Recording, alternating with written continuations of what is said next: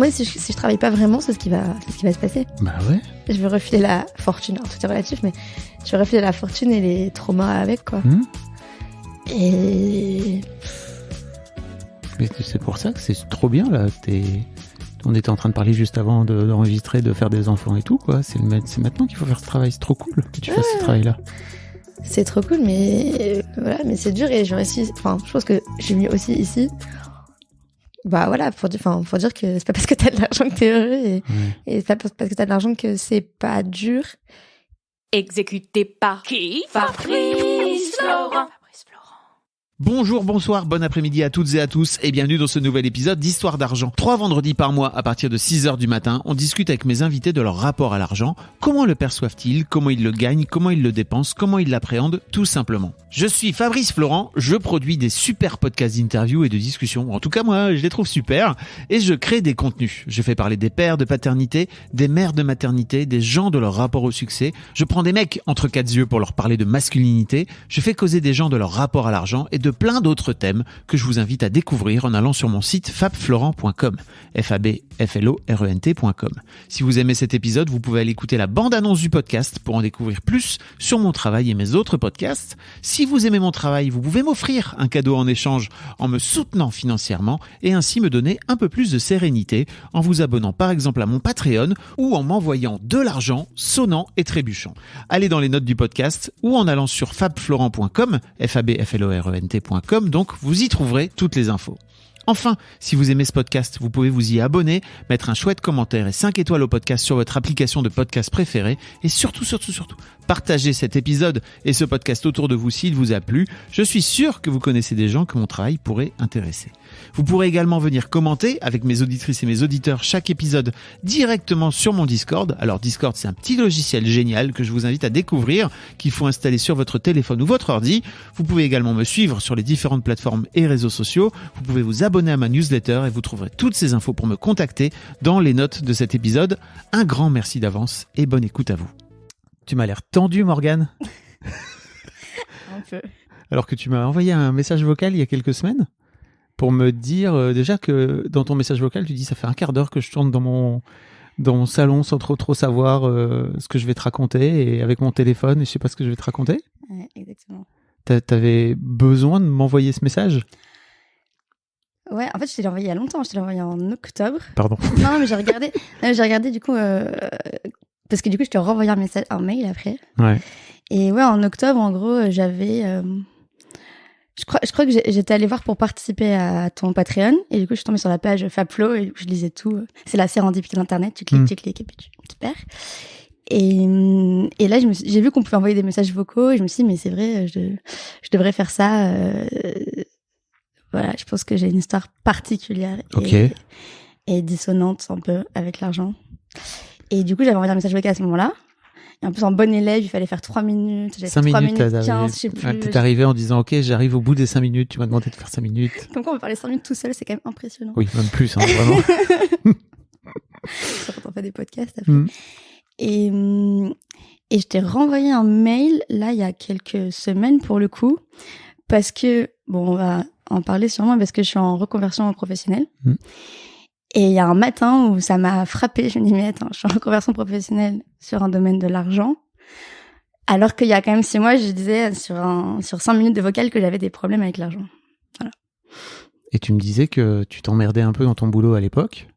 J'avais dit ça dans le vocal. Bah ouais. Voilà. Bah, tu vois, donc j'étais resté là-dessus moi, et que tu comprenais pas pourquoi tu restais enfermé dans ton travail, alors que globalement, on va en parler, mais t'avais les moyens de pouvoir prendre ton temps et de pouvoir. Exactement. Donc, t'as passé le cap? Ouais, j'ai passé Bravo. le cap. Je suis officiellement au chômage depuis le 1er avril. J'adore aujourd'hui, vraiment 2023. Bravo, t'es au chômage. C'est cool. Et ouais, il y a eu encore des événements après octobre qui ont fait que c'était vraiment pas possible de rester là-bas, même si il y a toujours des situations pires. Et du coup, là, je suis en reconversion pour être conseiller en gestion de patrimoine. Incroyable. Voilà, donc c'est vrai. Et c'est pour ça que je t'ai réécrit, parce que ça m'a frappé vraiment en matin. Je me dis, mais c'est comme les psys qui sont pas psys par hasard. Tu vois. Oui, voilà. On n'est jamais... Oui.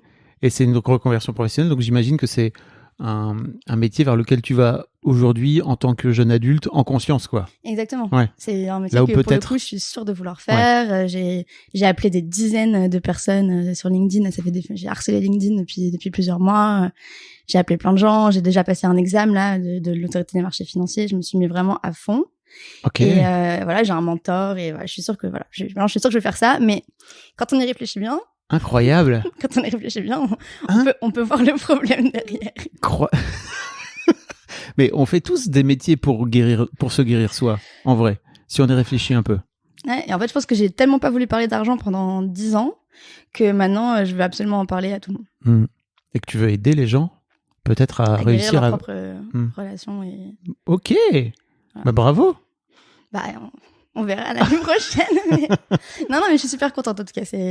Pour une fois que je suis contente de travailler, c'est bien. Ok. C'était pas forcément très simple pour toi jusque-là? Non, quand même, du coup, effectivement, maintenant, je me souviens dans le vocal, mais j'ai travaillé donc 4 ans dans une boîte et après 2 fois 1 an et demi. Okay. Et à chaque fois, alors les 4 ans, c'était en conseil en stratégie, c'était hyper dur. Ok. Et ça m'a épuisée, et alors que j'aurais eu les moyens de pas le faire. Et voilà. Et après, c'était pareil, quoi. C'était, notre boulot, à chaque fois, je m'ennuyais, je me disais, pourquoi t'es là? Ok. Donc, Morgane, t'as 32 ans? Ouais, 32. 32.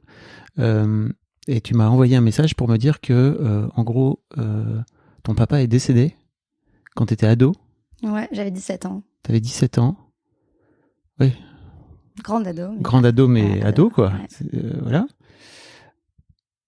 Et que, en fait, t'as touché une somme conséquente de la part d'une assurance vie. Ouais, c'est ça. En gros, mon père travaillait dans le voyage et il était cadre supérieur là-bas.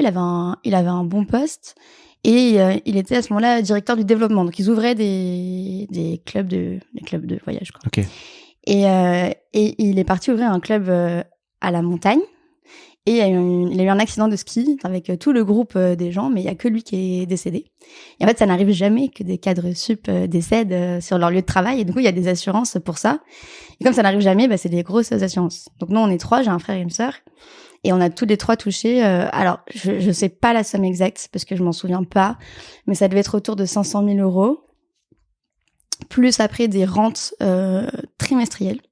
Je sais pas pourquoi trimestriel, mais donc on avait à peu près 3 000 euros de rente trimestrielle par l'assurance vie jusqu'à nos 25 ans, plus un truc de l'État jusqu'à nos 20 ans, un truc de veuvage, plus du coup quand même l'héritage de mon père qui, mes parents avaient divorcé 2 ans avant, et ils nous avaient laissé l'appart, et du coup je pense que ma mère avait aussi du coup donné de l'argent, donc il y avait aussi, là je me souviens de mon montant parce que je l'ai retrouvé il y a pas très longtemps, mais on avait 137 000 euros chacun.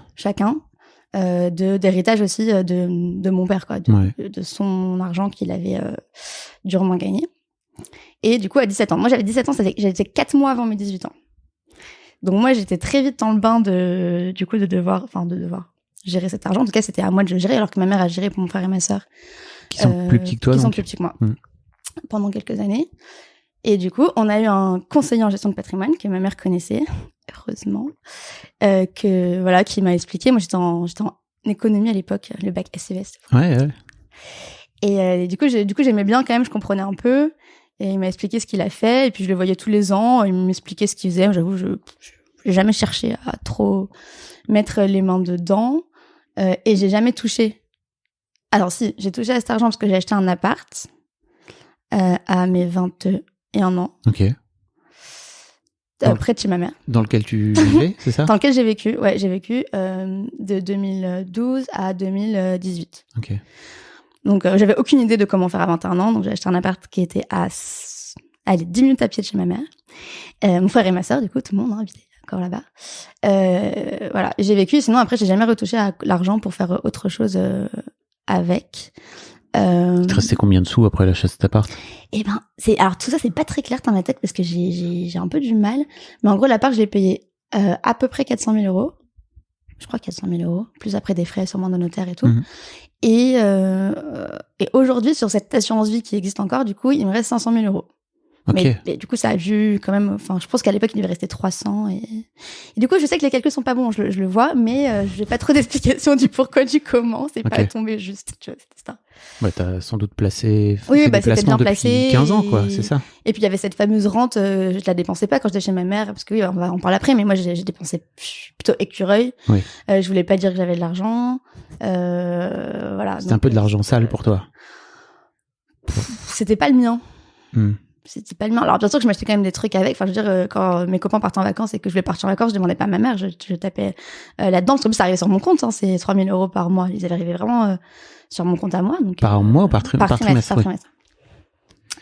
Donc voilà. Donc c'est ça l'histoire de l'héritage. Et en plus, il y a un autre événement. Alors c'est marrant, mais enfin ou pas. Mais le seul moment où je me suis dit je vais toucher un peu à cet argent, parce que donc j'ai fait 4 ans de conseil en strat, j'en pouvais plus et j'ai dit ok, je vais partir en tour du monde.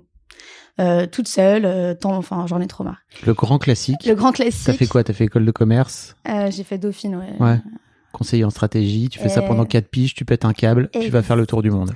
Exactement, voilà. Si vous nous écoutez, n'hésitez pas, faites coucou, parce que vraiment... Le stéréotype du trentenaire, à l'époque j'ai 27 ans, parisien.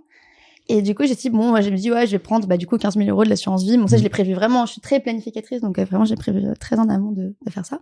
Ok. Et donc je sais pas 6-8 mois avant, et entre-temps j'ai la sœur de ma grand-mère paternelle, donc toujours du même côté, qui est décédée et qui nous a du coup je sais pas, il y a une part qui est revenue sur nous, genre mon frère avait 3 sœurs ont pris une part et nous on a repartagé une part à 3, et donc en fait j'ai eu les 15 000 € comme ça, un peu magique quoi. Et du coup je n'ai jamais retouché du coup à cette assurance. Ah oui, donc tout est toujours placé et t'y as pas touché. Ouais. Ok. Et c'est même pas moi qui la gère, alors que ça va être mon métier. Ouais, mais ça, après... Oui, mais il faut le temps aussi de me dire que... Ok, j'imagine que là, t'es en train petit à petit de peut-être remettre le nez dans cet argent auquel t'as jamais touché. T'es en train de t'y intéresser, quoi. Bien sûr. Depuis du coup 2020, depuis Covid, en fait, je suis rentrée de voyage, ça a été Covid direct. Ouais. Donc j'ai eu beaucoup le temps de regarder. Et du coup, ouais, là, j'ai commencé à m'y intéresser. Je vois un peu les limites aussi du déplacement, les failles et tout, mais ça, c'est une autre question. Et depuis, surtout, j'ai acheté des biens immobiliers pour faire du locatif. Et c'est un de mes questionnements principaux en ce moment. Je me dis, mais pourquoi j'ai fait ça? Parce que c'est énormément d'emmerde de faire du locatif. Ne faites pas ça. Et vous pouvez faire ça, mais c'est un vrai travail. Il faut se dire que ça tourne pas tout seul, que c'est beaucoup d'emmerde, que c'est du stress financier aussi, parce que il y a des mois où il y a des trucs à refaire, où il y a pas de locataire ou machin. Et je me suis mis des charges sur le dos, donc j'avais pas besoin, parce que j'ai pas besoin de plus d'argent, parce que déjà je touche même pas à celui qui existe.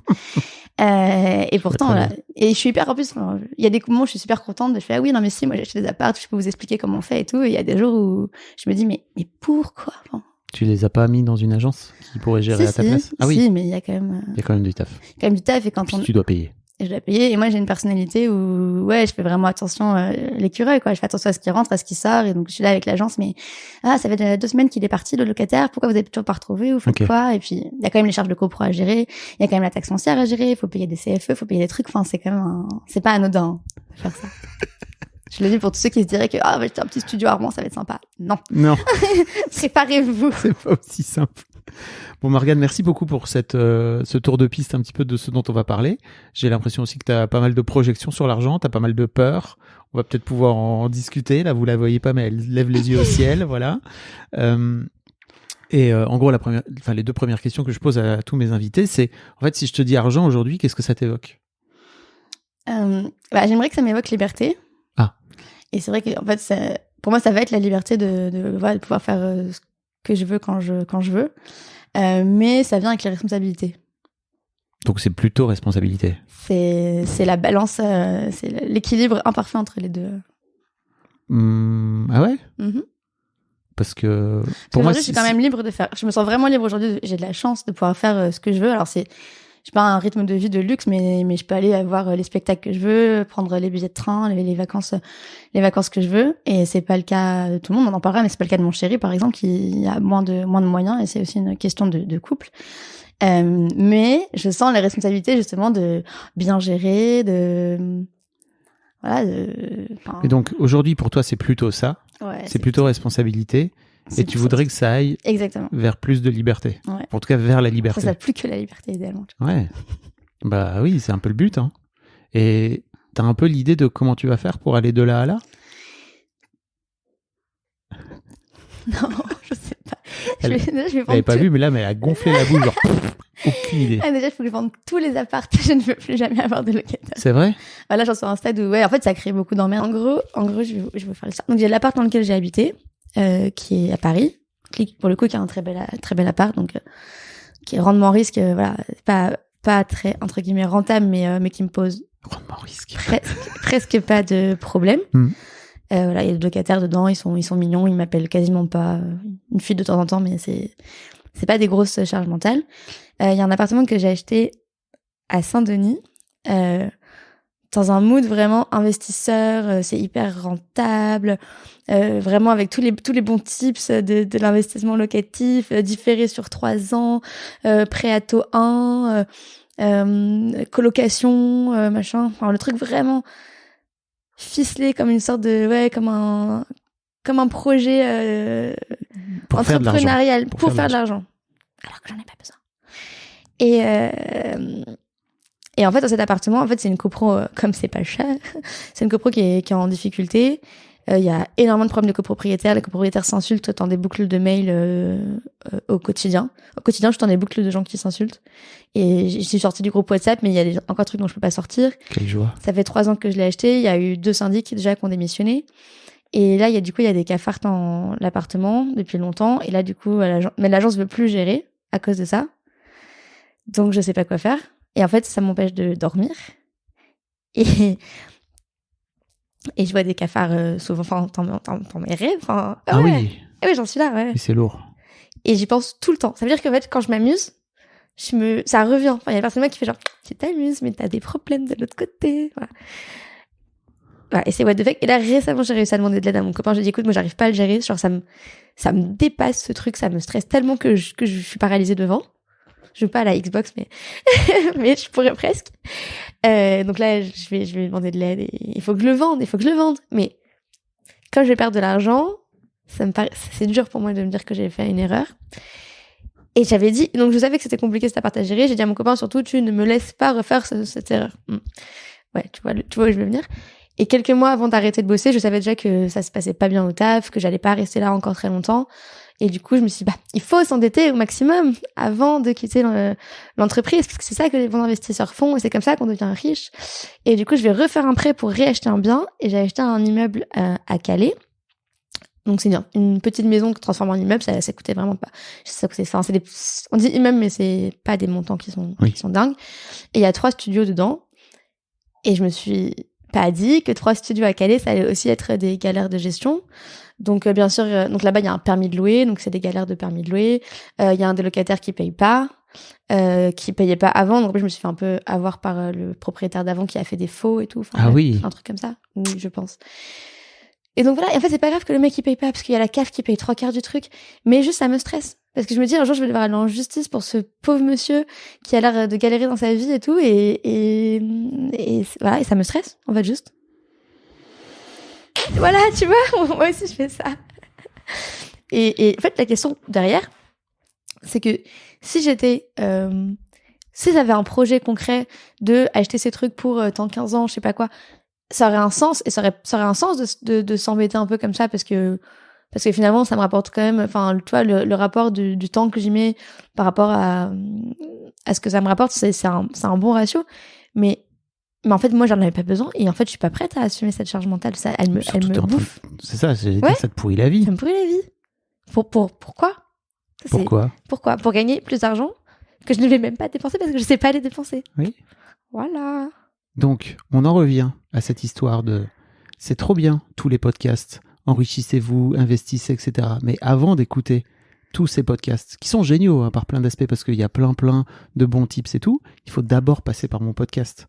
Parce qu'en fait, d'abord, vous écoutez Histoire d'argent, d'abord, vous soignez votre rapport à l'argent, d'abord, vous assainissez votre rapport à l'argent, d'abord, vous l'apaisez, et puis après, vous pouvez aller investir. Parce que sinon, tu étais juste en train de faire une sorte de course en avant de moi j'ai besoin d'investir, il faut que tu y ailles. Et en fait, tu finis par te retrouver dans une roue à la con, avec un bon petit rat, là, tac, tac, tac, tac, tac, et en ayant en plus une sensation de liberté et de te dire c'est trop bien parce que ça va être de l'argent, un revenu passif, mes couilles, mon cul, etc. Mais n'importe quoi. C'est parce qu'en pas fait, facile. ça te pourrit la vie, quoi.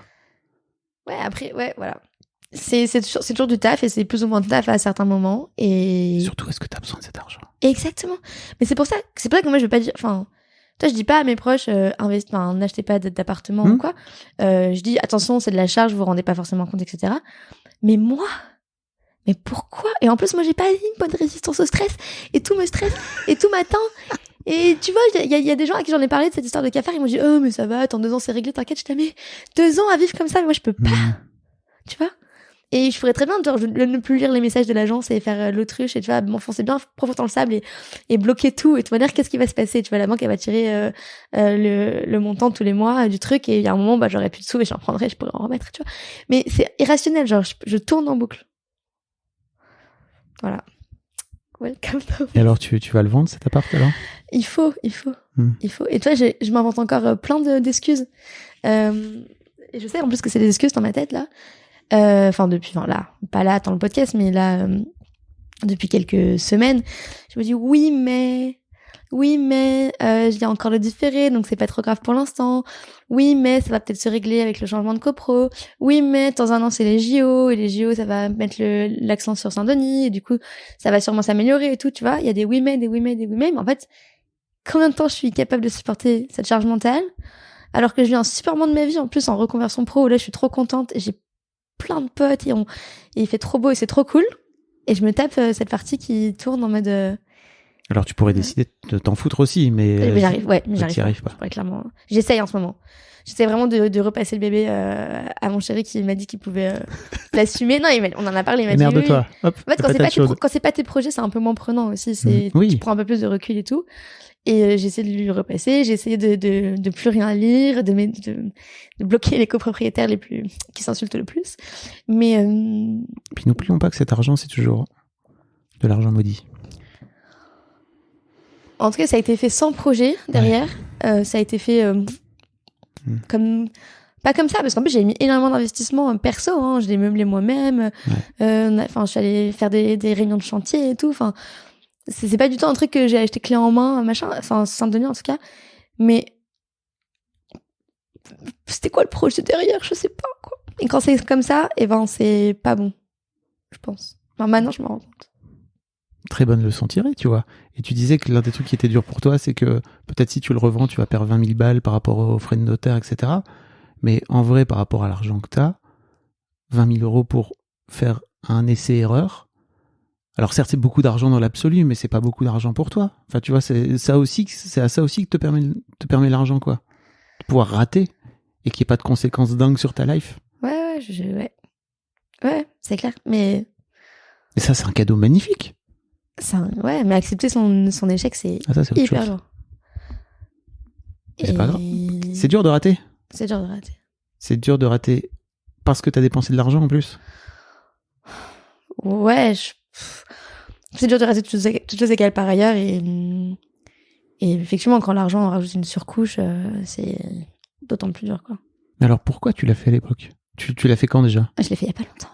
Non, j'en ai fait un en 2021 et un en 2022. Ok. Et qu'est-ce qui t'a donné envie d'acheter ces appartes? Parce que je pouvais le faire, parce que si en fait en me commençant à me former, parce que déjà déjà Covid en 2020, je commençais à écouter plein de podcasts sur l'argent, sur les relations à l'argent, sur comment investir au mieux aussi, surtout sur les produits, etc. Et tout le monde disait oui, l'effet de levier, c'est génial. Faites très gaffe à ce que vous écoutez dans les podcasts. Non mais c'est vrai, en plus je trouve qu'il y a vraiment un effet parfois où il t'explique que les côtés positifs et il n'y a pas du tout les aspects beaucoup plus chiant en fait, ouais, c'est cool d'acheter un appart et de le mettre en location, mais il y a plein d'emmerdes derrière, quoi. Il y a toujours un ratio rendement-risque. Alors oui, si on achète un studio à Paris, on a peut-être moins d'emmerdes que si on achète des produits plus compliqués. Moi, j'ai un immeuble à Calais pour montrer le niveau de risque.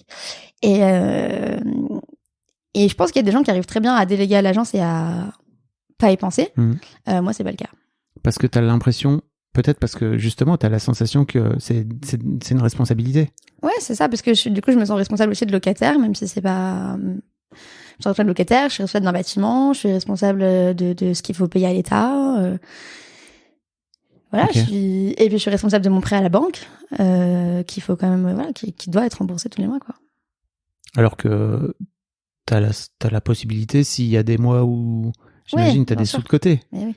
T'étais pas, mais voilà. si c'était aussi simple dans mon cerveau. Non, mais je suis pas en train de te, je pose des questions. Ouais, hein. en ce moment, je suis dans la phase, enfin, je pense que je vais essayer de faire une phase de quelques mois de autruche, justement. Genre, vraiment, on met la tête dans le sable et Tiens donc. on verra plus tard tout ça, parce que là, j'ai pas réussi. Parce que ça me crée beaucoup de charge mentale. Surtout depuis que je travaille plus, en tout cas en entreprise, j'ai plus le temps d'y penser et j'ai plus le temps de... Voilà. Ok. Il te vient d'où ce sens de responsabilité par rapport à l'argent? Moi, j'ai toujours été très responsabilisée dans mon éducation. Je crois que dans les podcasts, tu poses la question, c'est quoi votre premier souvenir par rapport Ça va à venir, l'argent. t'inquiète. Je fais les questions et les réponses. Non, donc du coup... Tu veux y répondre là, c'est ça? T'as une histoire en rapport? Ouais, du coup, Okay. c'est lié avec les responsabilités, je pense. Nous, on avait je dis nous parce qu'il y a mon frère et ma sœur, du coup, dans l'histoire, mais j'avais de l'argent de poche, jeune, et je pense, en fait, je me souviens pas de l'âge, mais dès la primaire, et on avait des petites pièces toutes les semaines. Donc, c'était des 20 francs, des 10 francs, mais c'était depuis longtemps et quotidien, avec la vague menace, mais moi, j'étais bonne élève, donc ça m'est jamais arrivé de si vraiment t'as des mauvaises notes, t'auras plus d'argent de poche, comme en entreprise, quoi. Si vraiment tu travailles pas bien. Et On du coup, t'y licenciera. Et du coup, j'étais responsabilisée tôt par rapport à ça, et je pense que ça a toujours été lié. Et puis après, ton frère et ta sœur sont à peu près dans le même rapport à l'argent, tu crois? Vous en avez un peu parlé? à peu près, ouais. On a tous cette forme un peu de radinerie ordinaire. Ah, t'appelles ça de la radinerie ordinaire? C'est parce que je lancé dans un de tes podcasts que j'appelle ça comme ça. Ça c'est cher quand même, alors que vraiment avec ma sœur, on en parlait, elle disait mais les billets de train quand même c'est cher là. Je dis bah ouais, mais en même temps on s'en fout. Je sais pas quand même. Et c'était une sorte de 100 € quoi. Enfin c'est donc elle a encore bien plus que moi sur son compte, parce qu'elle a eu la rente bien plus longtemps, et elle a acheté, enfin voilà, elle a bien plus que moi. Et du coup on se regarde vraiment, on se dit mais tu te rends compte de ce qu'on dit? Elle aussi, elle est dans cette conscience-là, ou il y a que toi? Je suis plus avancée, je pense, sur le chemin. Tu lui enverras ce podcast, toi? Ouais, je lui ai dit. C'est la seule à qui j'ai dit que j'allais faire le podcast. Ok. Mais alors, ouais, donc, vous avez tous les trois une forme de sens de responsabilité, et toi, en tout cas, t'as ce sens-là. Ouais, en tout cas, nous trois, personne n'a flambé. Il y a mon frère qui est parfois un peu moins conscient, que lui va s'acheter une moto, mais ça reste, je m'achète une moto pour aller au travail, on est quand même tous les trois sur la même format, quoi. Et c'était quoi la situation de tes parents? Du coup, quand on était jeunes, on avait un tout petit appart dans le 18e.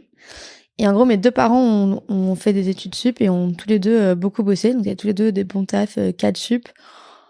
Alors que, globalement, la génération d'avant, c'était pas des gens... d'un milieu modeste. Ouais, classe moyenne plus quand même, mais pas... il n'y a pas des propriétés de famille qui se transmettent, il n'y a pas d'argent de famille, en tout cas, avant moi, quoi. Et quand ma mère était enceinte de mon frère, donc en 94, ils cherchaient un appart plus grand, parce que vraiment on habitait à l'époque, je crois, en 35 mètres carrés ou 40 mètres carrés à 3. Et ils ont trouvé un appart qui était délabré. Moi, je me souviens, j'avais quel âge du coup? J'avais 5-6 ans. Et non, ma mère était enceinte de ma sœur. J'avais 5-6 ans et je voulais absolument pas habiter dans cet appart parce qu'ils m'ont fait visiter avant travaux. Ah oui. Et donc c'était un truc de grand-mère, tout délabré. Je crois qu'il y avait à peine l'eau courante dans ce truc-là, mais c'était dans le 16e. Et ma mère, elle m'avait dit oui, j'ai vu le tapis rouge dans les escaliers. J'ai dit non, on pourra jamais se le permettre. Ça sert à rien qu'on visite et tout. Finalement, il était tellement délabré, les gens étaient pressés de vendre. Du coup, ils l'ont acheté. Donc c'est un appartement où ma mère habite encore d'ailleurs, où il y avait 3 chambres. Donc voilà, un bel appartement. Trop bien. Dans le 16e. Mais du coup, et donc j'ai fait une primaire publique dans le 16e. Pour les gens qui savent pas, le 16e arrondissement à Paris, c'est quand même l'un des quartiers les plus huppés de Paris, quoi. C'est là où les appartements ont des moulures, des cheminées. Et ouais, c'est un des appartements les plus chers de France, je pense. Enfin, des endroits les plus chers de France. Et du coup, Ouais, moi, j'ai fait un primaire public hyper sympa, voilà. Et après, j'ai fait un collège privé catholique. Et alors là, autre monde pour moi, quoi. J'étais la plus, je pense, dans les moins aisés chez les riches, quoi. Oui, t'étais la plus pauvre des riches. J'étais la plus pauvre des riches. Bon, pauvre, c'était relatif, Oui. mais après, Mais toujours le pauvre de quelqu'un. Hein. voilà. Et ça m'a pas traumatisé plus que ça. Enfin, en fait, comme mes parents étaient hyper sympas, qu'on avait le droit d'inviter beaucoup de potes à la maison, on avait quand même, si je voulais vraiment une dernière fringue à la mode, parce que tout le monde l'avait et tout, j'arrivais quand même à négocier. Mais c'est vrai que c'était un autre monde, quoi. C'était des gens qui avaient des appartements immenses, qui avaient tous des maisons de campagne, qui avaient tous leur permis payé à leurs 18 ans pile. Enfin, c'était... Et donc, du coup, j'ai vécu là-dedans pas mal. Et après, j'ai fait une fac, toujours dans le 16e. Mais pour le coup, c'était beaucoup plus métissé. Et du coup, c'est marrant parce que j'ai encore mes potes beaucoup du lycée. Et donc, je suis quand même dans un environnement. Riches, j'imagine. Ouais, voilà. Je suis quand même dans un environnement encore où tout le monde est très riche. Et même à ces gens-là, t'as pas osé leur dire? Non. Et je pense que pour le coup, dans ces gens-là, c'est des potes proches maintenant que je vois beaucoup. Je pense qu'il n'y en a pas un seul qui sait combien j'ai d'argent. Ils savent tous que j'ai l'appartement, du coup, dans lequel j'ai habité, parce qu'ils sont tous venus. Et à l'époque, j'étais la seule à avoir mon appart, donc ils sont bien venus à l'époque. Ouais. Mais sinon, ouais, ils savent pas. Et je le dis, enfin... Après, alors que eux-mêmes viennent de familles fortunées. Donc oui, alors qu'eux-mêmes viennent de familles fortunées, alors qu'il y en a en plus qui ont déjà des appartements, clairement c'est pas eux qui les ont payés à 100%. Enfin, je suis allée à des mariages, clairement c'est pas eux qui ont payé leur mariage, quoi, c'était pas possible. Mais ouais, on n'en parle pas, quoi. Enfin, c'est tabou partout, quoi. C'est tabou partout. Ouais. C'est tabou pour tous tes potes. C'est tabou pour tout le monde. Mais maintenant que je vais faire mon nouveau métier, on va parler de thunes et je vais savoir combien il y a partout. Ah ouais, tu veux leur demander? Bien sûr, j'ai déjà commencé maintenant. Ouais. On m'a dit, vous allez être mes clients, donc autant me dire maintenant. Ah ouais, tu les as déjà recrutés? Secret professionnel. Trop bien. Et qu'est-ce qui fait que, en fait, aujourd'hui, en fait, par rapport à l'argent que t'as aujourd'hui, ce sens de responsabilité-là, à quel point il te plombe? Et en fait, qu'est-ce qui t'a donné envie, tu vois, de te dire, ok, bah, j'ai de l'argent, il faut à tout prix que j'aille l'investir, parce que ça aussi, c'est une forme de responsabilité pour toi? Franchement, je sais pas. Je crois que juste me dis, l'investir, je pense que c'est important parce que je me dis, bon, tant qu'à en avoir, autant en faire le meilleur usage, quoi. Non, pas forcément. Ouais, c'est vrai, d'ailleurs. Pourquoi? D'où tu sors ça? Tu vois, je sais pas, c'est une de mes croyances. Et c'est pour ça que je veux être aussi conseillère en gestion de patrimoine, parce que je vois qu'il y a des gens qui travaillent dur pour avoir l'argent qu'ils ont. C'est pas forcément leur passion d'aller faire des tableaux Excel toute la journée. Et après, ils en font rien et ils le laissent sur un compte et tout. Et je dis, mais si tu as travaillé aussi dur, il te manque 10% pour que ça te rapporte plus, pourquoi tu le fais pas? J'ai pas dans tes yeux. Ouais. Parce que, en fait, comme t'as de l'argent, enfin, pour moi, l'argent, il sert pas forcément qu'à être investi. Il sert à être investi en partie, mais il sert avant tout à vivre. Ouais, à être dépensé. Parce qu'à la fin, on meurt. Ouais, non, mais c'est ça. Et j'imagine à quel point t'es bien placé pour le savoir. Ton père est mort accidentellement, tu vois. Non, c'est clair. Non, c'est clair. Et en plus, je vois, donc là, je suis en couple avec un mec qui travaille, enfin, qui a un taf parisien bien, mais qui gagne pas, qui a pas de ressources d'avant et qui gagne pas énormément d'argent non plus. Et puis, on a un rythme de vie qui est parisien. Parisien donc pour les gens qui savent pas, mais qui est élevé, enfin, quoi. Pour vous dire, moi, on paye 1600 € d'appartement à deux, donc s'il y a déjà un tiers du salaire qui part là-dedans, après on a des charges, les entreprises elles ont pas de cantine, donc tu vas au resto tous les midis, 15-20 balles. 15-20 balles, les 2 bières en terrasse c'est 20 balles, tu vas avoir un spectacle une fois par semaine c'est 40 €, enfin voilà, tout est cher. Oui, et moi j'adore Paris. Tous les gens qui vivent ailleurs qu'à Paris qui font mais pourquoi vous vivez là-bas? Franchement, je sais pas, parce que nous, on regardait pour partir en province et j'ai l'impression que la vie en province, à part le loyer qui, ok, à Paris est quand même vraiment what the fuck, Un resto, un spectacle, un concert, c'est les mêmes prix, hein, globalement, un peu partout, quoi. On a l'impression qu'on va gagner, enfin, qu'on va être beaucoup plus avantagé, mais bon, j'ai pas l'impression que ce soit forcément vraiment le cas. Mais voilà, du coup, on dépense beaucoup. Et voilà, donc, et je me disais, on s'est déjà dit, mais avec mon copain, mais en fait, comment je vais le dépenser, mon argent, si on fait 50-50, globalement, dans la vie, je pourrais jamais dépenser. Enfin, moi, en plus, j'ai pas des goûts de luxe, je m'achète pas des trucs pour moi-même. C'est ça que, genre, je m'achète toutes mes fringues sur Vinted. Presque. Donc, alors que quoi? Alors que j'ai plein d'argent à côté, quoi. Mais est-ce que t'aurais envie de, pas forcément tous les jours, mais en fait, de temps en temps, de te dire, ok, j'ai envie de claquer une robe à 3, 4, 500, 1000 balles, j'en sais rien, parce qu'en fait, t'as les moyens. Ouais, mais je l'ai jamais fait. Mais pourquoi? T'en aurais envie? Non. C'est pas un vrai nom, ça. Non, mais j'ai déjà vu des sacs à main et puis il est vraiment beau ce sac à main, ou des copines qui les ont, elles me disent il est beau, et puis je regarde et ça coûte je sais pas 500 balles. Et je vais pas l'acheter, enfin pour moi ça rentre même pas dans le domaine des probables, enfin des possibles, c'est comme si c'était plus un produit pour moi, quoi. Mais pourquoi? Je sais pas. Mais t'as envie qu'on creuse ce sujet-là ou pas? Parce qu'en fait c'est trop intéressant, moi j'adore faire ça. Ouais, on peut, mais je sais pas si je vais pouvoir t'apporter des réponses, quoi. Ok. Parce que je sais pas si t'as vu ce truc dont je parle dans le podcast qui s'appelle L'art d'être riche, How to get rich, où en fait ce mec là qui s'appelle Ramit Sethi, il a ce concept de rich life. Et en fait, alors c'est pas forcément lié à l'argent, mais en gros l'idée c'est vraiment de faire en sorte de s'ouvrir un petit peu sur ça serait quoi ta vie riche. Et donc pourquoi tu t'achètes pas ce sac si t'en as envie, tu vois, et que ça te fait kiffer? Et que tu te dis, ok, après tu pourrais t'en acheter, j'imagine, tous les mois, quoi, tu vois, mais rien à foutre, t'as pas besoin de ça. Mais une fois, pourquoi tu le fais même pas? Pourquoi c'est même pas dans ton cadre? Je sais pas, je pense que ça fait pas partie de ma rich life, je pense. J'ai l'impression que c'est superflu, que c'est pas, que c'est ce type de matériel, ça fait pas partie de... Ça serait quoi alors ta rich life?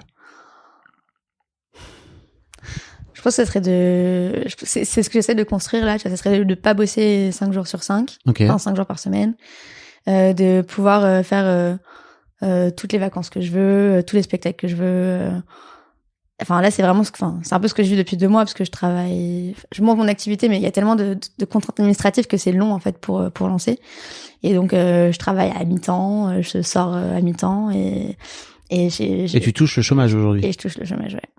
Donc t'as aussi... Et j'ai aussi ça, oui, qui rentre, bien sûr. Tu gagnais combien auparavant? Je gagnais à peu près 3500 € par mois. Net. Okay. Et là, je gagne 2000 € de chômage. Okay. Du coup, c'est le premier mois, hier, complet de chômage que Bravo. j'ai eu. Mais en fait, ça, je veux dire, aujourd'hui, avec l'argent que t'as de côté, c'est un truc que tu pourrais déjà faire, non? Ouais, mais et te dire que tu bosses aujourd'hui à mi-temps, même sans chômage. Ouais, je pourrais. Et pourquoi tu le fais pas? C'est toute la réflexion dans laquelle je suis en ce moment, c'est vraiment de... Je sais pas. On verra si je viens. Le but quand même, d'être conseillère en gestion de patrimoine à mon compte, c'est quand même de pouvoir faire ça, de pouvoir avoir des jours où je travaille pas, de pouvoir avoir des semaines où je travaille pas, et ou beaucoup moins, quoi, ou juste répondre à des mails ou quoi. Mais et pourtant je me lève à 7h tous les matins et je suis stressée de pas travailler et je fais beaucoup de choses, quoi. Ouais, en même temps tu viens de démarrer, donc il y a aussi ce truc où quand t'as eu l'habitude pendant des années d'avoir ce rythme-là, c'est dur. La peur du vide, elle est chaud, hein. Ouais, c'est ça, je pense. Elle est compliquée à gérer, hein. Non, je crois que j'avais calculé en partant en road trip, donc c'était il y a 3-4 ans. J'avais fait un calcul tout bête qui n'est pas le bon calcul maintenant, je le sais, mais j'avais dit, ok, moi je vais prendre mon assurance vie, je divise par 3000 € par mois, combien de temps je peux vivre avec ça? Très bon calcul. Et je pouvais vivre 14 ans. Après, il n'y aurait plus tout d'argent, ça serait un peu embêtant quand même. Mais j'aurais pu vivre 14 ans sans travailler, en me versant 3000 € par mois, ce qui est énorme, parce qu'en plus à l'époque, j'habitais dans mon appart. Qui t'appartenait. Qui m'appartenait, donc qui coûte pas un loyer, quoi, qui coûte un peu d'argent parce que t'as des charges et tout, mais qui coûte pas un loyer. Donc voilà, donc j'aurais pu vivre 15 ans tranquille. Tu pourrais. Ouais. Aujourd'hui. Je pourrais aujourd'hui vivre, ouais, tout à fait. Mais alors, qu'est-ce qui t'en empêche? Et même pas à zéro, tu vois, même pas en travaillant zéro, En faisant ce que tu es en train de me dire, là, de travailler à mi-temps. Ouais. Question. Bah, c'est pas mon argent encore, je crois. Tu vois. C'est encore l'argent de mon père. C'est encore. Ouais, c'est encore. Ça te dérange pas qu'on parle de l'accident de ton père et de la mort de ton père? Comment tu l'as vécu? Bah, pas très bien. Oui, j'imagine. Non, j'ai été coupée pendant très longtemps. Donc, j'avais 17 ans à l'époque. Je passais le bac. C'était la terme. Et en gros, je pense qu'il y a tout l'instinct de survie qui a pris le pas et qui a dit, on s'en fout, mais on coupe pour l'instant parce qu'il faut passer le bac. J'étais hyper bonne élève. Je voulais aller à Dauphine. C'était la période des register. Enfin, de genre Parcoursup, c'est ça? Ouais, alors il y a pas, Dauphine, c'est pas sur Parcoursup, mais oui, il fallait envoyer ses dossiers, ses lettres de motivation, tout. C'était vraiment pleine période de ça. Et du coup, j'étais très triste. À l'époque, en plus, quelques mois avant, je m'étais fait larguer pour la première fois de ma vie et tout. Donc, j'avais été aussi hyper triste. C'est vraiment sale période. Donc, j'ai récupéré le copain d'avant. Ok. Ça m'a pas mal aidé à surmonter le truc. T'avais besoin d'un doudou, quoi. Thomas, si tu écoutes un jour ce podcast. Coucou Thomas, si tu nous écoutes. Merci d'avoir fait le doudou. On a encore resté 5 ans après ensemble. Ah ouais. Comme quoi. Mais ouais, donc j'ai vraiment coupé. Après, on rentre à la fac et tout. Donc il y a des périodes, par exemple quand je buvais un peu en soirée où je pleurais et tout, personne comprenait trop. J'en parlais pas des masses. Mes meilleurs potes savaient, mais comme j'en parlais pas au quotidien, personne m'en parlait. Voilà, c'est vraiment ça le truc. Personne m'en parlait. Dans ma famille, on n'en parlait pas. Ah ouais. Ah non. Donc ma mère, mes parents étaient divorcés, mais divorcés dans sympa, mais ma mère, je pense qu'elle savait pas quoi dire, elle en parlait pas. Ma grand-mère que je vois pas mal qui est à Paris m'en parlait pas. Et à l'inverse, donc la mère de ton père, la mère de ma mère, la mère de ta mère, que je vois beaucoup, que je vois parce qu'elle est à Paris, et la mère de mon père qui est en Bretagne, et les sœurs de mon père sont pas à Paris non plus. Elle, donc ma grand-mère de Bretagne, a fait, maintenant ça va un peu, mais elle a fait un mausolée chez elle, donc il y avait des photos de mon père partout. Et elle va encore, je crois, au cimetière tous les jours voir mon père. Donc c'était un peu deux salles, deux ambiances, quoi. Les deux étaient durs. Enfin, aller en Bretagne, c'était aussi chaud, quoi. Oui, parce que j'imagine que ça te replongeait dans ton deuil direct, quoi. Ouais, d'un coup, ça replongeait pas mal dedans. Et sans qu'on en parle vraiment non plus. Non, mais ta grand-mère, elle a perdu son fils, t'imagines? Ah oui, non, mais bien sûr. Non, mais Non, je sais bien. Je sais. Et en plus, j'ai beaucoup plus de recul. À 18 ans, j'avais pas de recul. Oui. À 18 ans, c'était juste là, genre... Wow, c'est battant. Voilà, c'était juste... Tu voulais pas vraiment t'en occuper de ce deuil, quoi, c'est ça? Bah, je pense que je pouvais pas. Et personne m'aidait. On m'a pas proposé d'aller voir un psy. Oui, c'est ça, j'allais dire. Non. Ok. Non. On m'a proposé d'aller voir un psy. On m'a filé mon argent. Mon psy, c'était limite mon conseiller en gestion de patrimoine, quoi. Qui était là, t'inquiète, on va bien le placer. Tu peux tirer quand tu veux. Tu peux faire ce que tu veux avec. Tu peux vivre. Tu peux t'acheter ton appart quand t'auras envie et tout. Donc moi, je l'écoutais. Lui, c'était pas le psy parce qu'en plus, il avait pas du tout la carrière du psy. Mais je me disais, au moins, ce mec-là, il m'aide, quoi. Et c'est peut-être pour ça que même je fais le transfert sur son métier, parce que ce mec-là, il m'a aidé, quoi. Je crois que c'est pas... Ah, mais il s'appelle il a le même prénom que mon père, donc tout va bien. Incroyable. Donc Philippe, si tu m'écoutes. Incroyable. Non, mais sans déconner. Peut-être que je viens de faire le lien. Mais quelle est la probabilité? Je sais pas, il y a combien de prénoms dans le monde? Beaucoup. Dans les années 60.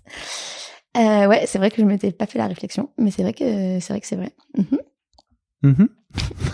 Tout à fait. Voilà. Et donc après, si on parle du deuil, du coup... Mais ça sert à parler. Ouais. Tu vois, la preuve, t'es en train de te rendre compte d'un truc de ouf. C'est clair. Et du coup, après, en 2018, j'étais au bout de ma vie niveau pro. Donc avant de faire mon road trip, ouais. Enfin, 1 an et demi avant, on va dire. J'étais un peu au bout de ma vie niveau pro, je bossais beaucoup. Je m'étais fait larguer, encore une fois, par mon copain de l'époque. Et j'avais vraiment une impression que ma vie ne m'appartenait plus. J'ai l'impression qu'on avait écrit un scénario et que je pouvais rien faire de toute manière. C'était comme ça, quoi, et pas autrement. 10 ans plus tard après. 10 ans. Après la mort de ton je crois père. Que c'était 9 ans parce que j'ai fêté les 10 ans en thérapie. Et du coup, là, j'avais une copine qui voyait une psy. Et bref, de fil en aiguille, je lui ai demandé, elle m'a filé l'adresse, la nana m'a redirigée vers un mec et j'ai vu ce Grégory. Et là, j'ai commencé à faire mon deuil. Donc, ouais, presque 10 ans après. Et ça dure encore. Hein. Mais genre, j'étais en thérapie 4 ans, en discontinu, parce qu'il y a eu le road trip, il y a eu tout ça. Mais ouais, avec des groupes psy, avec tout ça. Et c'était chaud, me rendre compte. Parce que vraiment, j'étais allée en mode, je me suis fait larguer, je suis triste, comment on surmonte ça? Ah ouais. Ah oui, t'avais mis de côté. Oui, ok. Bien sûr, la mort de papa, après tout, qu'est-ce que c'est? Et donc, le psy fait, donc les psy, tu vois, et votre famille? Ah bah ma mère, elle est super sympa, je l'adore, elle habite à côté de chez moi, et puis tout va bien dans la famille, enfin globalement, voilà, à part que mon père est mort, quoi. Et elle fait quoi, ah bon? Je fais oui, mais c'était il y a 10 ans, ça compte pas, enfin.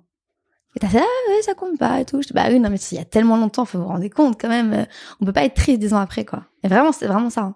Hein. Et ouais, du coup, c'était un peu chaud. En plus, quand on retourne 10 ans après, ça fait on va pas mieux en thérapie tout de suite, hein, ça fait un bon creux. Avant de il faut relancer, tomber, hein, en fait. D'où le road trip et tout, parce qu'il y a vraiment un moment où c'était le creux. Ah oui, c'est après ça que t'as fait ton road trip. Ouais. Oui. Ouais, j'ai réussi à partir, c'était un peu l'achèvement de tout ça, quoi. T'as fait un peu ton manche Priem, quoi, tu vois, c'était parti. Ouais. J'ai adoré ce film. Étonnant. Je l'ai vu avant de partir, en plus. Et ma mère se foutait de ma gueule, elle était genre, ah, c'est toi Morgane et tout, je t'avais vu. Et on en parle toujours pas. Hein. Bah oui. Ouais. J'imagine que pour ta daronne, c'est normal aussi que... Franchement, pour ma mère, bon, je suis pas à sa place et tout, mais c'est trop marrant parce qu'elle dit, mais si, on en parle, parle-en. T'es là, bah, je sais pas, raconte-moi ton mariage, raconte-moi des trucs avec papa, tu vois. Elle dit, ah, bah, on s'est mariés en 90. T'es là, mais sinon, tu vois.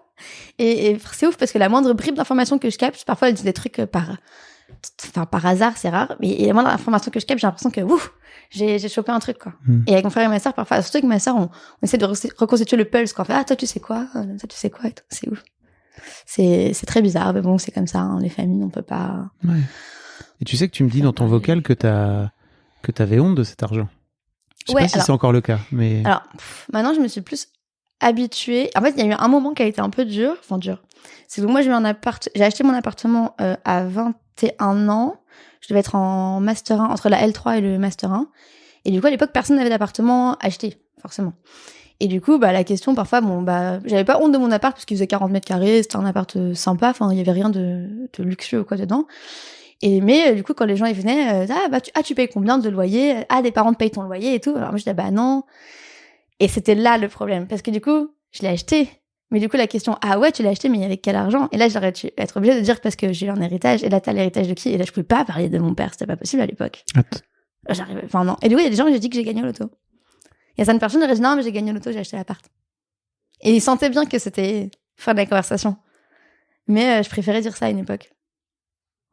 Et maintenant, en fait, j'ai beaucoup moins de questions parce que je vis pas, je pense que mon salaire suffirait mon ancien salaire, du coup, suffirait à peu près à couvrir mon train de vie. Et du coup, les gens que je rencontre comme ça, dans la rue, à une soirée, que je connais pas plus que ça, ils me posent pas la question. Genre, t'as l'air d'avoir beaucoup d'argent. En fait, la question se pose pas parce que, il y a genre l'appart, j'habite même plus dedans. Donc, alors, je loue un appart, j'ai un loyer, je balance le montant de mon loyer parce que je m'en fous et il y a plus cette question de, voilà. Donc, il y a très peu de gens, en fait, qui savent, il y a personne ne sait le montant. Avant que ce podcast soit diffusé. C'est dur pour toi? Personne, même ton copain, il sait pas? Si, mon copain, alors, mes copains d'avant, ils ne savaient pas. Ouais. Et là, mon copain actuel, justement, comme j'ai beaucoup travaillé sur la question, il a une vague idée. Je pense. Une vague idée? Non, il sait que ça se compte en centaines de milliers d'euros, mais il sait pas exactement. Et d'accord, c'est un des sujets d'engueulade. Enfin, il y a les rares fois où il me dit, non, mais de toute manière, toi, tu peux te le permettre, ou toi, avec tout ton argent ou quoi. Vraiment, il s'est rendu compte de la boulette quand il me regarde. Non, j'aurais pas dû dire ça. Enfin, tellement c'est touchy, quoi. Parce que l'argent, il est sale pour toi. Ouais, c'est pas c'est pas parce que j'en ai qu'il faut le dépenser, c'est pas parce que j'en ai qu'il faut en parler comme ça. Que tu mélanges tout, là. Parce qu'en fait, j'ai un peu l'impression que tu mélanges tout. Mais viens, on reparle de... C'est le bordel, non? Non, c'est pas le bordel, en fait. Mais viens, si tu veux, on reparle de comment t'as touché cet argent. Et de... En fait, t'as perdu ton père. Ouais. Et on m'a donné de l'argent en échange. Et on échange. t'a donné de l'argent en échange. Tu te rends compte du symbole? Ouais. T'as le droit de pleurer, hein, t'inquiète. Tout va bien. Nous avons fait une petite pause mouchoir. Je suis désolé, Morgane, parce que je peux pas m'empêcher de te poser la question parce que tu m'as dit dans ton vocal que c'était de l'argent maudit et tu viens de me le redire là. Et en fait, c'est terrible. Je comprends très bien pourquoi tu penses qu'il est maudit parce que c'est de l'argent que t'as perçu en échange de l'amour de ton père, en fait. Ouais. Que t'auras plus jamais. Que t'as perdu quand t'avais 17 ans, ce qui est environ l'âge où t'as justement besoin d'un papa, quoi, tu vois. Ouais. Bah ouais, maintenant, je l'ai vécu à la moitié de ma vie, maintenant. Ouais. Mais en plus, si on y réfléchit, la principale... Enfin, là où il y avait le plus d'argent dans ses poches, c'est vraiment l'argent de l'assurance. Et du coup, c'est vraiment l'argent de la faute, enfin, du rachat de la faute, parce qu'ils ont vraiment fait une faute, en fait. Ils ont emmené des gens faire du hors-piste, comme ça. Oui. Et il y a plein de gens qui font du hors-piste. Il y avait un guide et tout, il y avait un pisteur. Je l'ai rencontré en 2018, quand j'ai commencé la thérapie et tout. J'ai voulu... T'es allé chercher. J'ai voulu les chercher. En fait, il y a une... Bon, j'ai voulu les chercher. Et oui, je sais que c'est... Enfin, voilà, au moins, enfin, j'ai jamais dit que c'était de sa faute. Mais c'est vrai qu'il y a quand même une part de responsabilité de l'entreprise, quoi. Et à l'époque, bien sûr, j'ai rien tilté parce que j'étais bon, déjà, tu coupes tout. J'étais jeune, j'étais quand même effondrée, mais il y avait plein de collègues à l'enterrement. Il y avait son directeur à l'enterrement, enfin, des gens qui valent des millions et qui prennent pas des heures comme ça normalement de leur temps. Et parce que je pense qu'aussi, voilà, ils savaient qu'ils avaient fait une boulette, hein, dans un sens. Bah, pas dans un sens. Bah, ouais. Et du coup, bah voilà, il y a tout ça qui se mêle et heureusement qu'il y a eu la thérapie et ça m'a fait du bien. Et tu vois, genre, en 2018, je suis retournée à l'endroit, alors pas à l'endroit de l'Avalanche parce que je le connais pas, mais je suis retournée dans le club, donc ils ont finalement ouvert en plus, suite à l'accident, quand même, parce que bah, le business, l'argent avant avant tout. tout. L'argent avant tout. On y revient toujours. Exactement. Et ben ils ont fait une plaque pour mon père. Que j'avais jamais vu, j'étais jamais allée la voir. Personne m'avait jamais proposé d'y aller. Enfin, je crois. Ça se trouve, on m'a proposé quand j'avais 17, enfin, ça se trouve, on m'a proposé, mais j'étais pas prête à écouter. Mais en tout cas, si on me l'a proposé, c'est une fois et on me l'a jamais reproposé. Et là, je me suis rendu compte de ça. Et du coup, j'ai réussi à emmener mon frère, pas ma sœur, qui a pas voulu venir, mais j'ai réussi à emmener mon frère et on allait voir cette plaque. Et du coup, j'ai prévenu qu'on venait. Et du coup, on a pu se rencontrer le pisteur qui était avec mon père au moment de l'accident. Et qui était lui qui a eu le droit à une thérapie. Lui, on l'a pris en charge et... Oui, donc en plus, il y a une forme d'injustice. Il était soutenu par sa femme et il a été en thérapie tout de suite et il m'a dit qu'il avait, voilà, il a aussi beaucoup souffert et tout, mais vraiment, j'étais genre, quoi? Genre, lui, on lui a proposé et tout et moi, on m'a pas proposé et il a pu travailler bien plus tôt dessus, tu vois. Je suis désolé. Bah, moi aussi, un peu. C'est pas cool. Ah. Maintenant, ça va, hein. Je suis riche, donc... Ça va, t'es riche. Et tu sais que donc ça va, c'est ça. Anecdote héritage. Je me suis engueulée avec ChatGPT parce que du coup, moi, comme tout le monde, j'ai tripoté de ChatGPT pour essayer et tout.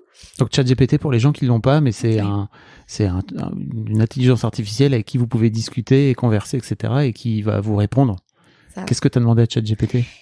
Et ben du coup, dans le cadre du conseil en gestion de patrimoine, etc., je posais un peu des questions sur les produits et tout. Et je dis, ChatGPT, j'ai reçu un héritage de 30 000 euros, j'étais à l'âge, enfin voilà, j'ai inventé un peu un persona. Qu'est-ce que tu me conseilles pour voir un peu ce que lui dirait par rapport à ce que moi j'aurais dit, etc. Et la première chose qu'elle a dit, c'est « félicitations pour votre héritage ». Et on s'est engueulé avec ChatGPT. J'ai dit « tu te rends compte, tu peux pas dire félicitations, ça veut dire que quelqu'un est mort et tout ». Et du coup, il s'est excusé. Enfin bref, c'était un délire. Mais du coup, ne dites pas félicitations quand quelqu'un dit qu'il a eu un héritage, quelle que soit votre profession. Et franchement, quel que soit l'héritage, parce que même si c'est une grand-tante qu'on connaît pas, ce qui arrive rarement, mais ça fait pas plaisir en fait quand même. Enfin, et puis c'est de l'argent que, comme on disait tout à l'heure, c'est de l'argent dont la personne n'a pas profité en plus en fait. S'il reste un héritage assez conséquent pour que les impôts n'aient pas tout pris, c'est que la personne elle a pas pu profiter de ça aussi et elle aurait pu dû le faire. Enfin, elle aurait pu améliorer sa vie sûrement. Il y a des gens qui t'ont dit félicitations. Bah ChatGPT. Oui, ChatGPT. Si il y a des gens. Dans la vraie vie, je veux dire. Ouais, pas félicitations mais. On sent qu'il y a des gens qui ont une forme qui sont envieux, qui ont une forme d'envie, ou alors peut-être que c'est l'interprétation que moi je m'en fais. Et si, par exemple, je sais que ma grand-mère maternelle, donc, elle m'avait dit que il y avait des gens de la famille qui avaient dit, eux, de toute manière, ça va, ils sont bien avec leur héritage, ils n'auront pas de soucis dans la vie et tout, pas de soucis dans la vie. Enfin, je raconte pas les années de thérapie après, on se dit pas, ça pas de soucis, quoi. Et donc, pour toi, aujourd'hui, cet argent que t'as, là, c'est de l'argent maudit. Ouais, en tout cas, il a encore une sale consistance pour moi. J'ai pas de projet avec. Donc t'achètes des trucs, t'achètes des appartements. Non, c'est la banque qui a acheté les appartements. Non, mais tu vois ce que je veux dire, c'est-à-dire que tu. Mais oui, c'est la banque qui a acheté les appartements. Moi, j'ai quasiment rien mis de moi parce que Quand on a un bon investisseur, il faut travailler l'effet de levier. Non, mais tu vois. Et donc, tu te fais chier avec. Je me fais chier avec pour me prouver, je pense que je peux gagner mon propre argent. Alors que j'avais déjà un salaire qui était correct, faut pas déconner, tu vois. Et du coup, je me suis mis une charge mentale de dingue pour me prouver, moi et aux autres, des choses qui me coûtent énormément en énergie. Voilà. Pour prouver à ton père, tu crois? Je suis même pas sûre que ça l'aurait impressionné, quoi. Je pense que mon père, il avait une forte valeur travail. C'était vraiment, tu sais, le père qui disait travaille bien à l'école, qui regarde pas mal les notes, qui te fait réviser les tables de multiplication. J'ai vraiment des souvenirs comme ça qui regardaient pas mal nos bulletins et tout. C'était important pour lui. Sinon, on avait un peu de l'argent de poche pseudo-conditionné à la bonne réussite scolaire. Donc, je pense que ça aurait été important pour lui que je travaille bien. Et il y avait pas trop un esprit d'entrepreneuriat dans ma famille, donc je pense plutôt en entreprise et tout. Mais ces histoires d'appart et tout, ma mère, par exemple, elle est pas du tout fière. Hein, ça l'a fait. Elle est là, mais chérie, pourquoi? Tu penses que ton père serait fier s'il te voyait là aujourd'hui? Ouais, ça va. Ça va. Ça va? Ouais, je sais pas. Mais en fait, franchement... Mais c'est sûr et certain qu'il serait fier de toi de ouf, hein. Ouais, mais 17 ans, toi, j'ai même pas eu le temps de lui poser la question de genre... Je sais. Donc, je sais pas. Mais en tout cas... Non, mais je te le dis. Il n'y a même pas besoin de se poser la question. Ouais, franchement... Je suis moi-même daron, tu sais. Je sais. Tes enfants, t'en es fier, quoi qu'il arrive. Ouais, franchement. En fait, franchement, enfin... On est 3, et il y a de quoi être fier. Enfin, tous les 3, on a quand même bien tenu le choc, quoi. Enfin, par rapport... Bah oui. À ce qui nous est arrivé. À cet effondrement, là. Ouais, et puis à ce silence après, je te dis, à cette négation presque, comme s'il avait jamais été là, tu vois. Alors, c'était plus facile, entre guillemets, comme les parents étaient divorcés et que mon père vivait pas, du coup, avec nous depuis 2 ans. On voyait quand même beaucoup, il habitait en région parisienne, voilà. Mais du coup, dans le quotidien, il y a eu... Ça a pas changé. Enfin, c'est dur de dire ça, mais... Enfin, c'est pas comme s'il y avait un lit vide ou quoi. Et ma mère a énormément géré... Je pense que c'est pour ça qu'elle a coupé aussi, quoi. Bah oui. Je pense, mais milliards de trucs à gérer, la pauvre, alors que c'est ton mari qui t'a plaqué il y a 2 ans. Je sais pas si t'avais vraiment envie de gérer tout ça. Ah, c'est lui qui est parti en plus. Ouais, il est parti avec une meuf. Maintenant, je l'en veux plus, mais à l'époque, j'étais hyper vénère. Bah oui, normal. Ouais. Ouais, en plus, du coup, enfin, heureusement, ça allait mieux quand même, mais en plus, on s'est pas quitté dans les meilleurs termes. Ça allait mieux. Ça aurait été 1 an avant, ça aurait été horrible. Vraiment horrible. Bah, c'est déjà horrible. Ouais, c'est déjà pas facile. T'as le droit de le dire, tu sais. Ouais, non, mais c'est horrible de perdre son père quand on a 17 ans. Je sais pas quel âge avaient ton frère et ta sœur, mais ils étaient petits, quoi. Ouais, tu vois. -3. Donc... Et là, t'as récupéré tout cet argent et c'est devenu de l'argent maudit. Et c'est devenu de l'argent maudit. Alors que... Et même l'appart, tu vois, même l'appart dans lequel j'ai vécu, je veux plus y habiter, en fait. C'est aussi... Enfin, j'ai kiffé mes années là-bas et tout, mais c'est aussi un appart maudit, un peu. Mais vends. Pourquoi tu vends pas tout? Ouais, c'est une bonne question. Bah, parce que Qu'est-ce que tu vas faire de cet argent? T'as écouté l'épisode avec Jonathan qui parle de son héritage de sa mère et qui est lui-même totalement perdu parce que c'est de l'argent qu'il a récupéré de sa mère qu'elle avait elle-même récupéré, je crois, de sa propre mère ou de son père, et qu'en fait elle n'avait pas osé y toucher. Et donc en fait, tu sais, de génération en génération, on se refile des fortunes comme ça, on fait putain, qu'est-ce que je fais avec tout cet argent? Moi je lui dis, bah, achète une voiture de sport, qu'est-ce que t'en as à foutre? Ça, tu refiles la... Enfin, moi, si je travaille pas vraiment, c'est ce qui va se passer. Bah ouais. Je vais refiler la fortune. Alors, tout est relatif, mais je vais refiler la fortune et les traumas avec, quoi. Et... Mais c'est pour ça que c'est trop bien, là. On était en train de parler juste avant d'enregistrer, de faire des enfants et tout, quoi. C'est maintenant qu'il faut faire ce travail. C'est trop cool que tu fasses ce travail-là. C'est trop cool, mais voilà, mais c'est dur et j'ai réussi. Enfin, je pense que je suis venue aussi ici. Bah voilà, pour dire que c'est pas parce que t'as de l'argent que t'es heureux et c'est pas parce que t'as de l'argent que c'est pas dur. Et il y a un poids des responsabilités aussi qui est associé. Et étant des personnalités comme moi, en tout cas, on se dit, mais je peux pas faire n'importe quoi avec. Mais si Morgane, tu peux faire n'importe quoi. Ah Je te le promets. Je te promets, tu peux faire exactement ce que tu veux parce qu'en fait, t'es libre. C'est ton argent, il t'appartient. Ouais, mais vraiment, j'ai pas cette impression. Oui, je Et il y sais aurait bien. un jugement, mais tellement fort, tu vois, même mon conseiller me jugerait. Mais qu'est-ce que t'en as à foutre ? C'est ton conseiller. Il est là pour faire quoi ? Pour te conseiller. Il est pas là pour te dire quoi faire avec ton argent. C'est un conseil. Ouais, je Et sais. un conseil, c'est quoi ? C'est quelqu'un qui te dit des trucs et après, c'est toi qui décides. Ouais, non, mais je sais au fond, je le sais, mais c'est hyper dur. Ouais. Et je pense que je suis pas la seule et qu'il y a plein de gens qui nous écoutent qui disent, bah ouais, moi aussi j'ai de l'argent, je sais pas quoi en faire et c'est quoi le projet derrière. Il y a même des gens qui travaillent énormément, qui s'épuisent à travailler. Moi, j'en ai vu en conseil en strat, hein. Oui. Des gens qui travaillent de ouf et qui s'épuisent. Et j'avais un collègue, je crois qu'il a racheté quasiment la moitié de la ville d'Amiens parce que ses parents arrivaient là-bas, il était célib avec un énorme salaire de manager. Il a acheté des apparts à Amiens tout le temps, mais en fait, il passait sa vie au taf, ses nuits au taf et. T'as écouté l'épisode c'est de dur. Sébastien Lucas, qui a gagné plein d'argent, mais vraiment plein, parce que au moins plus de 10 millions d'euros. Donc il est très riche, beaucoup plus riche que toi. Et le mec passe son temps à travailler parce qu'il veut pas toucher à son capital. Et il s'épuise à travailler. C'est complètement ouf. C'est hyper paradoxal. Mais viens, déjà, on s'épuise plus. Bah Déjà, ouais. j'ai réussi à plus m'épuiser, là, quand même. Ouais. C'est déjà une bonne première étape. Mais Et c'est je suis ton argent, c'est ça que je voulais te dire. contente. Je sais, ouais. C'est ton argent à toi. Mm. Certes, il te vient d'un truc qui est terrible dans ta vie, qui est... J'imagine même pas. J'imagine même pas ce que t'as vécu, en fait, tu vois. C'est juste... Je comprends pour toi que tu projettes plein de choses dessus qui sont pas cool, quoi. Bah ouais. Mais c'est ça aussi qui est terrible dans notre société capitaliste, dans notre système, c'est qu'en fait, l'argent sert à racheter et à acheter des choses que tu peux pas payer, quoi, comme l'amour d'un père. Ouais. Ouais, c'est clair.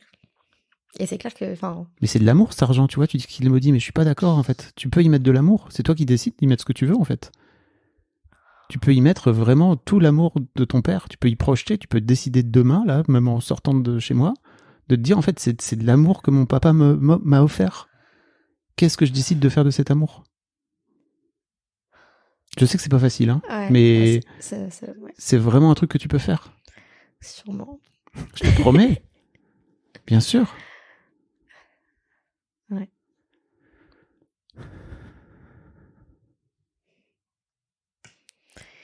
Mais voilà, vaste chantier, en tout cas.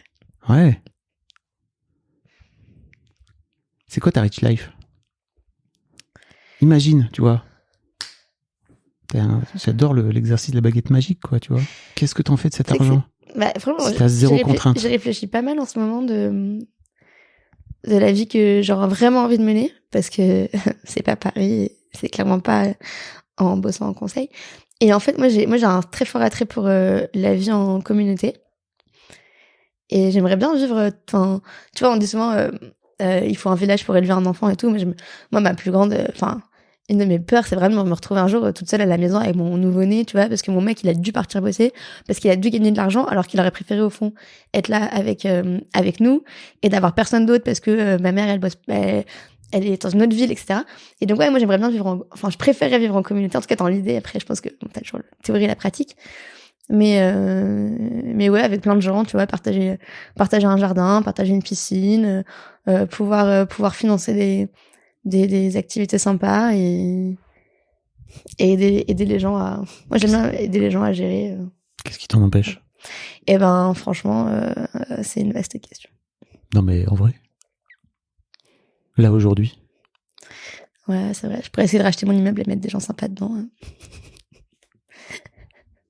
Non, mais non, puis j'ai pas non plus des montants qui me permettent de faire vraiment nimp, tu vois. En soi. Ouais. Mais nimp, ça veut dire quoi ? Tu dis que t'oses même pas t'acheter un sac à 500 balles ? Ouais, je sais, c'est... Ça veut rien dire, nimp.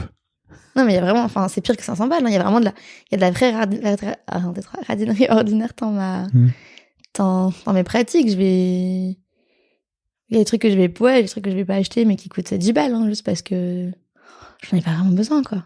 Alors que t'en auras envie? Ouais. Ah ouais. Ah ouais. Parfois, je vais pas prendre de dessert parce que bah, quand même, c'est 8 €, quoi. C'est cher. Alors que t'as envie de te faire un gâteau? Ouais. Alors que s'il avait été là, je l'aurais mangé. Je sais plus à quoi je pensais. Enfin, ma mère, ça l'a fait exploser de rire quand j'ai parlé de ce mot radio ordinaire parce qu'elle m'a dit, ah oui, c'est toi et tout. Parce que oui, il y a plein de petits trucs. Mais ça devient d'où, ça? Ça devient pas d'elle? Ou peut-être de ton père? Non, franchement, je crois que je sais pas, c'est un trait de personnalité un peu chelou. J'ai toujours été vraiment un peu écureuil. Mon frère et ma sœur, ils se moquent encore de moi parce que quand j'étais plus jeune, on nous distribuait parfois des Kinder Bueno. On avait le droit à un petit Kinder Bueno de temps en temps et tout. Et moi, vraiment, je mangeais un carré par un carré. Je les gardais pour qu'il fasse toute la semaine. Quand mon frère venait pas le piquer dans ma chambre.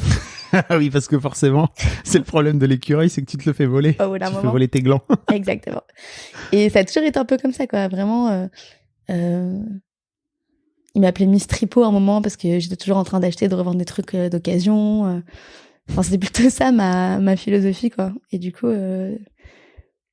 on est même loin du sac à 500 balles. On est dans un truc beaucoup plus compliqué que ça, quoi. Mais ça, tu peux décider de t'en débarrasser. Ouais, oui, bah non, mais c'est facile à dire, hein. Moi, je sais. Mais pourquoi tu crois que tu viens dans ce podcast aussi? Qu'est-ce qui t'empêche? Tu vois?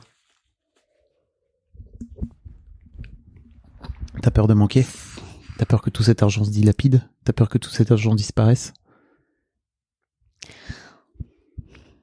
Franchement, il y a une partie de moi qui me dit que si l'argent... En tout cas, les 500 000 € là qui sont sur l'assurance vie, s'ils disparaissaient, ça serait presque plus simple dans ma vie, tu vois. Ouais. Un an, aujourd'hui, c'est sûr. Et je ferais tout dans l'année, tu vois. Genre, je me marierais cette année pour qu'ils puissent venir à mon mariage et j'essaierais de faire des enfants cette année pour qu'ils puissent voir au moins un petit enfant et tout. Enfin, j'essaierais de faire tout d'un coup, tu vois. Mais bon. Malheureusement, je crois que c'est plus cher que ça de faire revenir les gens aujourd'hui. Je crois que j'ai pas les moyens. Faudrait demander à Elon Musk, mais... Ouais, Jeff Bezos, j'allais dire.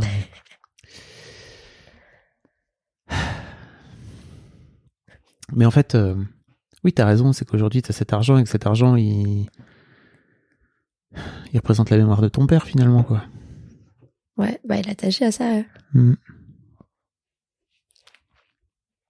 Et du coup, vraiment, mais qu'est-ce qu'on en fait quand c'est autant attaché et qu'en plus moi j'ai pas envie de pas travailler, du coup, je vais encore en gagner. C'est même pas de l'argent dont j'ai besoin pour toute ma vie, que je devrais faire tenir sur ma vie. Et puis les banques sont sympas, elles t'en prêtent parce que ma sœur me disait ouais, mais on aura peut-être envie d'acheter une maison de famille un jour, une maison de campagne et tout. Je disais bah ouais, mais la banque elle me les prêtera. Et parce que j'essaie de pousser un peu, alors surtout ma sœur, dans les retranchements de genre, mais je te rends compte, mais qu'est-ce qu'on va en faire de tout cet argent et tout, mais je suis un peu la seule qui me pose ces questions. Et je suis la seule qui est vraiment allée en thérapie et tout. Donc, Ouais. Bah écoute, en vrai, moi, si ça t'intéresse, hein, je te propose 2 trucs. C'est un, de te dire qu'en fait, c'est pas de l'argent maudit. Et je sais que c'est plus simple à dire qu'à faire, tu vois. Et que tu peux le voir comme beaucoup d'amour. Et que tu peux le voir comme un moyen, en fait, de vivre une vie meilleure. Et une vie vers laquelle tu peux avoir le plus de liberté possible, en fait. Tu parlais tout à l'heure de liberté. Bah, en fait, il n'y a pas grand-chose de ce que tu me racontes qui t'empêche de pouvoir vivre cette vie libre aujourd'hui. Et tu peux faire un plan. Et si ça t'intéresse, tu reviens dans 6 mois et tu me racontes c'est quoi ton plan? Ouais, c'est quand même ouf de se dire qu'il faut apprendre à dépenser, quoi. Oui. Parce qu'en fait, c'est de l'argent maudit.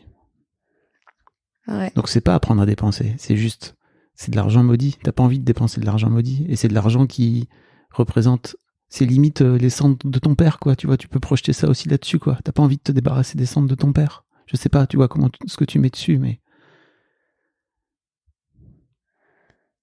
Ouais. Alors que non, c'est de l'argent. Et je comprends que et en fait, si tu décides d'y mettre de l'amour, je crois, hein, vraiment, tu peux le voir comme un cadeau que ton père te fait pour une vie meilleure, quoi. Et j'entends bien que ça remplace pas le fait de l'avoir à ton mariage, que... Ouais. Mais en plus, j'ai déjà... C'est ça qui est terrible, c'est que ça remplacera jamais. Bah oui, bien sûr. Je sais. Et en plus, enfin, je sais pas, j'ai l'impression d'avoir déjà une vie meilleure. Enfin, je fais déjà plein de choses et tout, tu vois. Morgane, tu m'as parlé un peu là. Je crois vraiment que tu peux pousser ce plan beaucoup plus. Ah, c'est vrai. T'as effleuré là. T'es en train de toucher du doigt. T'es en train de commencer à te dire, ok, ça serait quoi une vie où j'aurais plus de liberté? Mais t'es vraiment en train de juste mettre le doigt dedans. Et je te dis ça d'autant plus en connaissance de cause que quand j'ai commencé à penser à mon rapport à l'argent et tout après la vente de Mademoiselle, je me suis vraiment dit, ok, je veux une vie plus libre, comment je fais? Et ben, alors en plus on n'a pas le même âge, on n'a pas la même situation. Moi j'ai 2 filles, enfin tu vois, c'est pas, tu prends pas les mêmes décisions quand t'as des enfants, quoi. Mais c'est dur à faire, mais c'est trop bien, c'est libérateur, tellement libérateur. Je te souhaite vraiment ça, hein. Et en plus, je crois vraiment, je connaissais pas ton père et tout, mais en étant moi-même papa, ça me touche beaucoup ton histoire, tu vois. Je me dis, mais en fait, c'est fondamentalement ce que ton père aurait voulu pour toi et pour vous.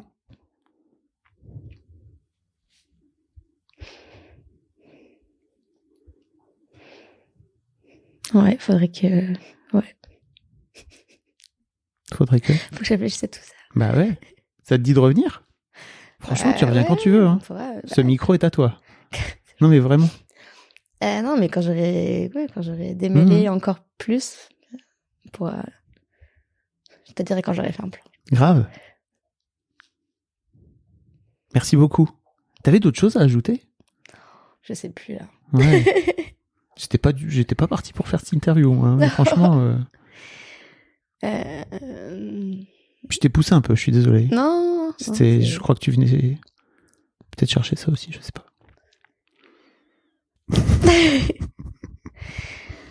Non, c'est...